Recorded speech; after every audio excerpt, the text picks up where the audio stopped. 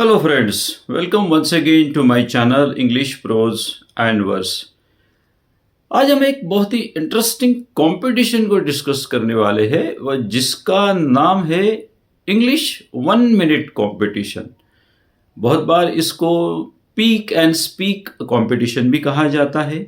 आपने देखा होगा कई बार स्कूल्स में कॉलेजेस में इस तरीके की कंपटीशन कंडक्ट की जाती है।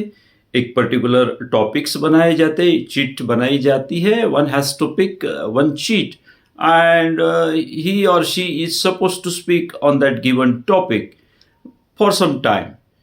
लेकिन अपनी आज की जो कंपटीशन अपन डिस्कस करने वाले हैं वो थोड़ी सी डिफरेंट है, उससे बहुत ज़्यादा डिफरेंट है और बहुत ज़्यादा इंटरेस्टिंग ये आज का वीडियो होने वाला है। मैं सभी स्टूडेंट्स को ये रिक्वेस्ट करूंगा कि इस वीडियो को प्लीज़ एंड तक देखेंगे। अगर आप एंड तक देखेंगे तो आपको पता चलेगा कि जिस कंपटीशन का मैं जिक्र करने वाला हूं और वो किस तरीके से कंडक्ट की जाती है, तो आपको बहुत मज़ा आएगा, समझने में भी मज़ा आएगा आपको और करने में तो बहुत ज़्यादा आनंद आएगा क्योंकि it creates A fun, laughter, it has got everything, your communication skills, spoken English knowledge and everything। तो सबसे पहले अपन इसको समझते हैं कि इसको ये है क्या और इसको कैसे कंडक्ट किया जाता है। Normally you can choose 6 to 8 participants, 6 से 8 पार्टिसिपेंट आपको चूज करने हैं। स्पेशली उन लोगों को चुनना है those who have a good speaking ability, who can speak confidently on any given topic on the stage. 6 से 8 लोग आपने पिकअप कर लिए। इवन अगर आप स्कूल में या कॉलेज में अगर इस कंपटीशन को कंडक्ट कर रहे हैं तो आप 1-2 टीचर्स को भी उसमें ऐड कर सकते हैं, तो वो ज़्यादा मज़ा आता है। तो it should not be less than 6 participant and it should not have more than 8 participant, नहीं तो वो थोड़ा सा क्राउडेड हो जाता है। तो 6 से 8 पार्टिसिपेंट आपको लेना है, पहली बात। दूसरा काम एक आपको करना है कि 2 जो भी फैकल्टीज़ होती है, जो भी रिस्पेक्टेड टीचर्स होते हैं स्कूल्स में कॉलेजेस में, उनको आपको जज बनाना है। तो 2 लोग रहेंगे एज अ जज। तीसरी ज़रूरत है इसकी एक टाइम कीपर की, मतलब एक कोई भी स्टूडेंट या कोई भी टीचर एक स्टॉप वॉच लेके बैठेंगे। आजकल मोबाइल में भी स्टॉप वॉच होता है, तो बस अपने को क्या करना है 1 मिनट का जिसमें टाइम सेट हो सकता है वो ऐसे किसी व्यक्ति के हाथ में अपने को स्टॉप वॉच दे देना है। और सारे जो पार्टिसिपेंट है स्टेज पे जो प्लेटफॉर्म है उस पर बैठ जाएंगे, उनके वो चेयर पे बैठेंगे, साथ उनके सामने टेबल रखना ज़रूरी है। टेबल इसलिए ज़रूरी है, आगे मैं बताऊंगा कि टेबल क्यों ज़रूरी है। मतलब टेबल एंड चेयर होना चाहिए, they can sit in a proper manner. जज एक साइड में बैठेंगे, एक साइड में आपका जो टाइम कीपर है, man having a stop watch. ये तैयारी हो गई। फिर आपको सब्जेक्ट चूज करने हैं। से फॉर एग्जाम्पल 8 to 10 सब्जेक्ट्स आपने या टॉपिक्स आपने चूज कर लिए। अब टॉपिक्स कैसे चूज करने? Anything related to our day to day life, कुछ भी टॉपिक आप चूज कर सकते। से फॉर एग्जांपल अगर कॉलेज है, स्कूल है, तो आप education, notebook, pen, mobile phone, paper, bike, car, agriculture, anything, sports, game, cricket, even shoes, shirt, anything जो अपने डे टू डे जो कॉमनली यूज्ड, जो स्पेक्ट, एनीथिंग जो अपने डेली यूजेस के जो भी अपने टॉपिक्स होते उसको आप चूज कर लीजिए। देखिए इसमें एक इंटरेस्टिंग पार्ट ये है कि it is very easy to speak on a difficult subject, but it is very difficult to speak on a very common subject. जब आप एक कॉमन सब्जेक्ट पे जब आप 1 मिनट के लिए आपको बोलना होगा ना तो प्रॉब्लम हो जाती है। तो ये तो हो गया। अब आप ये बोलेंगे कि सर ये तो हमने बहुत बार किया है, इसमें आप नई चीज़ क्या बता रहे? नई चीज़ अभी आगे आएगी, इसलिए मैंने शुरू में आपको कहा कि वीडियो को प्लीज़ आप एंड तक देखेंगे। अब इसमें क्या करना है कि भाई जैसे से फॉर एग्जांपल पहला पार्टिसिपेंट है जजेस की। यहाँ पे मैंने जो बात बोली है, जजेस क्यों है यहाँ पे? जजेस सिर्फ ये नहीं है कि भाई आप स्कोर कर रहे हैं, जजेस का रोल यहाँ पे बहुत कुछ डिफरेंट होने वाला है। मान के चलिए कि टॉपिक चूज कर लिया, एक बाउल में टॉपिक्स लिखे हैं अपना डाले हैं, एक फर्स्ट पार्टिसिपेंट से फॉर एग्जांपल ए पार्टिसिपेंट ने एक टॉपिक चूज किया, ठीक है। जैसे ही वो बोलना चालू करेगा, जो टाइम कीपर है वो अपना टाइम सेट कर देगा और 1 मिनट के लिए टाइम चालू कर देगा, ठीक है। अब वो बंदा बोलना चालू करेगा। से फॉर एग्जांपल उसको टॉपिक मिला है एजुकेशन का टॉपिक मिला है और उसको 1 मिनट के लिए बोलना है, ठीक है। अब जैसे वो स्टार्ट करेगा कि education is a very important aspect of life and without education no one can progress. जैसे आप उसने ये बोला नो वन कैन प्रोग्रेस, किसी एक बी ने या सी ने ऑब्जेक्ट टैप करके, टेबल के ऊपर टैप करके ऑब्जेक्शन लिया। फिर जजेस का रोल यहां पे आता है। जज पूछेंगे what is your objection? Sir he just now said that without education no one can make a progress in the life. But in my village there is a farmer and who is a very well progressive, very well developed person, and he is making a crop worth of 10 lakhs or 15 lakhs every year. He is a very good farmer, and at the same time he is not educated at all. He is an illiterate man, but still he is a progressed man. So how he can say that without education no one can progress? ये laughter है इसमें, यानी कि अब भाई बात तो सही है कि भाई वो बंदा पढ़ा लिखा नहीं है, फिर भी उसने प्रोग्रेस की। अब जो स्पीकर रहेगा, स्पीकर को अपनी बात डिफेंड करने के लिए फिर जज पूछेगा कि do you want to say something against this objection, तो फिर स्पीकर ये बात बोलेगा yes, he is absolutely right that farmer has made a very good progress in the field of agriculture, but I mean to say that if he is well educated then he would have made more progress.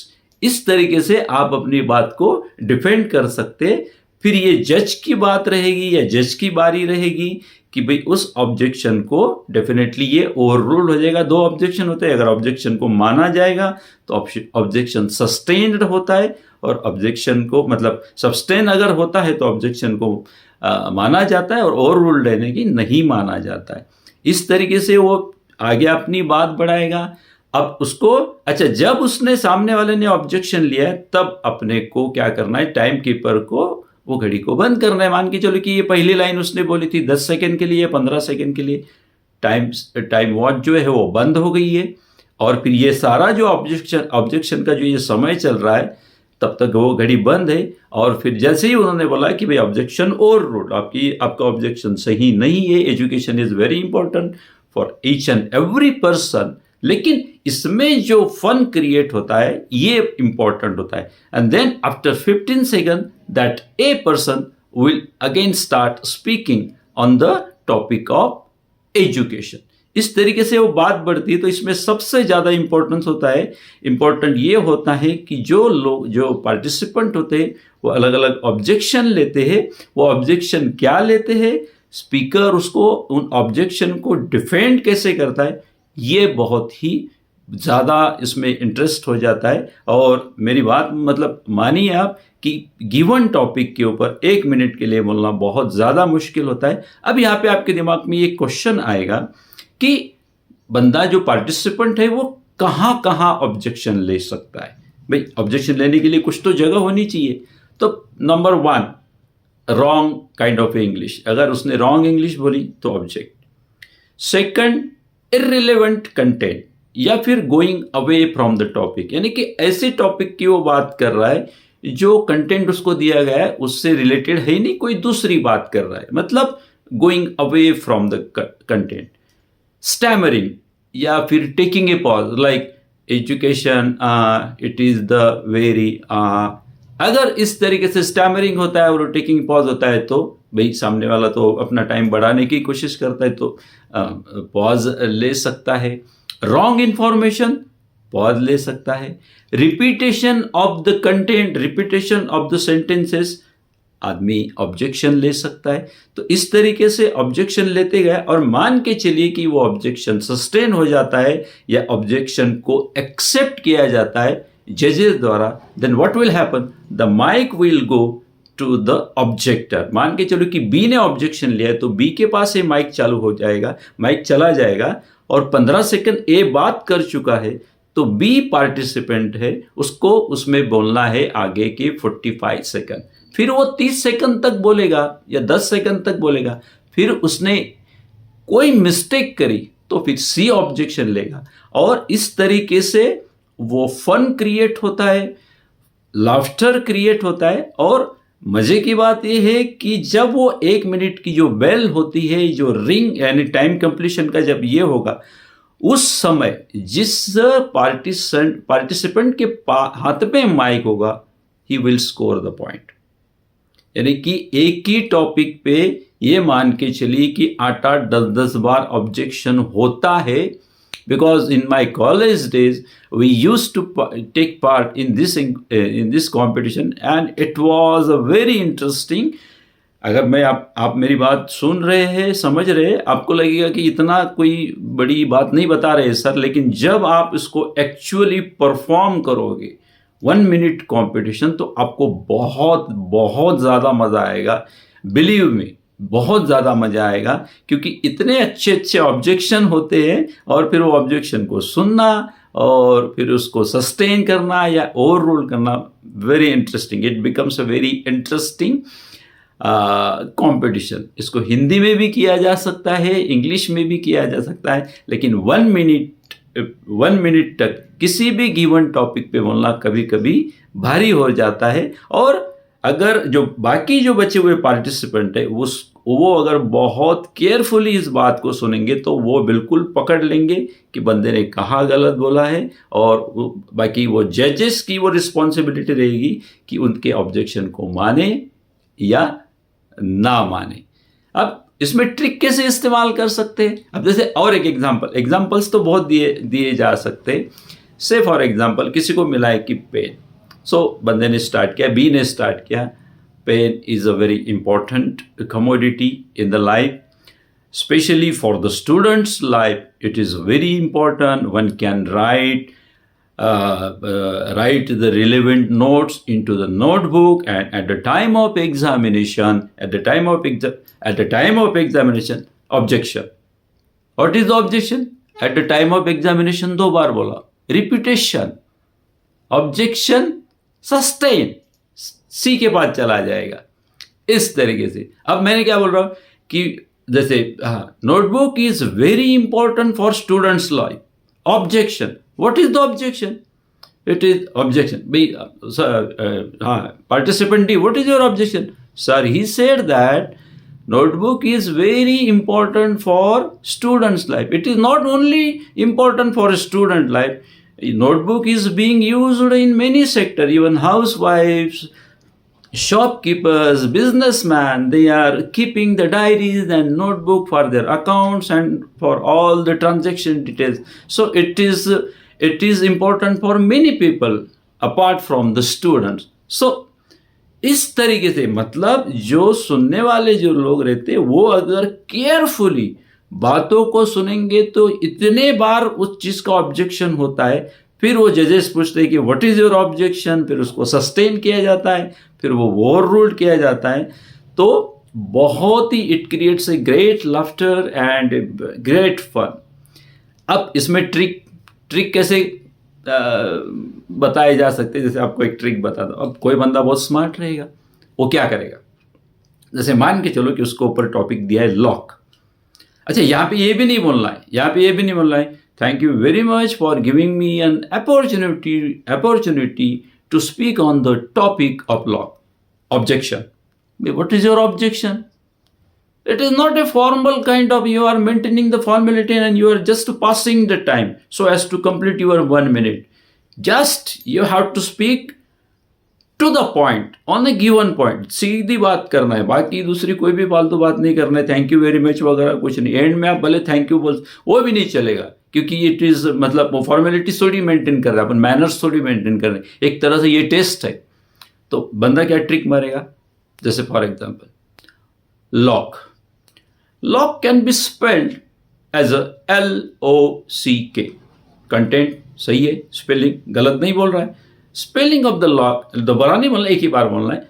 Lock, a word lock can be spelled as a LOCK.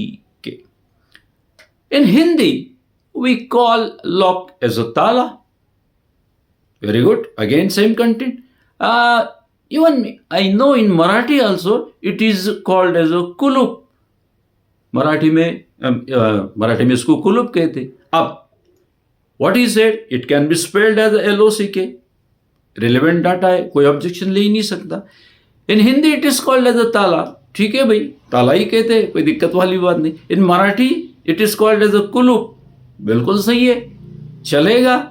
तो यहाँ पे बंदा क्या कर रहा है, smart तरीके से इस्तेमाल कर रहा है चीज़ों को. यानी कि डेटा तो बोल तो रहा है, लेकिन ऐसा बोल रहा है कि ऑब्जेक्शन ले ही नहीं सकता. अब जैसे ऑब्जेक्शन लेने वाला लेगा तो क्या लेगा भाई, तो वो पूछेगा कि yes it is said, I am to the point, I am to the content, I am telling you that what it is called in Hindi. So how you are objecting unnecessarily? So that objection will be definitely overruled. तो इस तरीके से बहुत interesting बनता है ये. मतलब मैं आपको यहाँ पे ज़्यादा एग्जांपल्स नहीं दे सकता हूँ, लेकिन आप इसको करके देखिए, प्रैक्टिस करिए तो बहुत मज़ा आता है, बहुत ज़्यादा. अब जैसे आगे, so lock is a very important commodity in our life, and by putting a lock we can freely go out, and especially if we want to go for a vacation, we can just simply put a lock on or at our home and go away and enjoy the vacation. Objection. ये क्या गलत बोला, सही है. So someone, no, it is not necessary for going vacation or for going outing we need to put a lock at home. I have my grandfather and he doesn't like to go out, he remains at home, so I never keep a lock on my home. भाई मुझे ताला लगाने की कभी जरूरत नहीं पड़ती. Objection correct है. तो इस तरीके से अलग अलग पॉइंट पे अलग अलग लोग बहुत ही अलग अलग तरीके से ऑब्जेक्शन लेते हैं. वो ऑब्जेक्शन सुनने में बहुत मज़ा आता है, ऑब्जेक्शन के ऊपर डिस्कस करने में मज़ा आता है, और फिर वो माइक 1 मिनट के अंदर 5, 6, 7 लोगों के पास चला जाता है. और जो स्मार्ट बंदा रहेगा वो क्या करता है, सिंपल फोल्डेड हैंडेड बैठा रहेगा. लास्ट के जो 50 सेकंड्स रहेंगे उसके बाद में वो ऑब्जेक्शन उठाएगा, माइक उसके हाथ में आएगा, लॉक्स आर इतना बोलेगा, टाइम अप हो जाएगा, he will score the marks. In that way, it is a very interesting competition. It can be said as a 1-minute English competition or speak and speak competition. अब यहाँ पे देखिए क्या क्या इसके फायदे. सबसे पहले कि एक टेस्ट होता है कि how one can speak spontaneously on a given topic. Spontaneously, क्योंकि आपको पहले पता नहीं है कि आपको क्या बोलना है, किस टॉपिक पे बोलना है. That is one thing. Content knowledge, how you structure, how you make it structure, sentence structure, that is very important. How fluently you speak, you need not to take a pause. If you take a pause, it will be objected. Definitely it will be objected. You have to speak continuously. और इससे आपका फिर confidence level बढ़ती है. And in what way, how carefully you listen if someone else is speaking. आप कितना ध्यान से चीज़ों को सुनते हो, मतलब आपकी लिसनिंग कैपेबिलिटी, आपकी spoken capacity, everything is being tested in this beautiful competition. Just conduct it in your schools, colleges, seminars, everywhere you can conduct it, and just enjoy the fun. Watch the fun. It creates a great fun. I am damn sure about that. See you in the next video. Till then, goodbye. Take care.